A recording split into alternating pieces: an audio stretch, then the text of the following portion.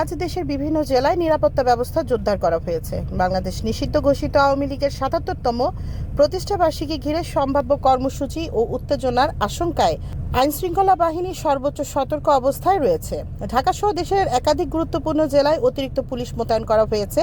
পাশাপাশি কিছু এলাকায় র্যাব ও সেনাবাহিনীর টহলও বাড়ানো হয়েছে। বিশেষ করে সরকারি স্থাপনা, রাজনৈতিক কার্যালয়, প্রধান সড়ক এবং জনবহুল এলাকায় নিরাপত্তার ব্যবস্থা আরও জোরদার করা হয়েছে।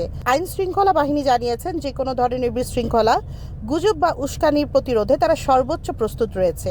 সন্দেহজনক যানবাহন তল্লাশি চালানো হচ্ছে এবং বিভিন্ন গুরুত্বপূর্ণ স্থাপনে চেকপোস্ট বসানো হয়েছে। এছাড়া অনলাইনেও কঠোর নজরদারি চলছে, যাতে কোনো ধরনের বিভ্রান্তিকর তথ্য বা গুজব ছড়িয়ে পরিস্থিতি অস্থিতিশীল না হয়। প্রশাসনের পক্ষ থেকে বলা হয়েছে, জননিরাপত্তায় এখন সর্বোচ্চ অধিকার।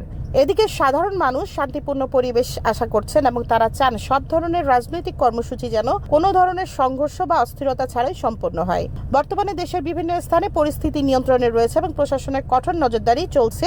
নিরাপত্তা ব্যবস্থা স্বাভাবিক রাখা হয়েছে। এখন পর্যন্ত এটাই ছিল আজকের প্রধান আপডেট। আরও বিস্তারিত খবর জানতে সাথে থাকুন ডেইলি লাইভ নিউজ 24 এর সঙ্গে। ভিডিওটি ভালো লাগলে লাইক দিন, কমেন্ট করুন, শেয়ার করুন এবং আমাদের চ্যানেলটি সাবস্ক্রাইব বা ফলো করতে ভুলবেন না।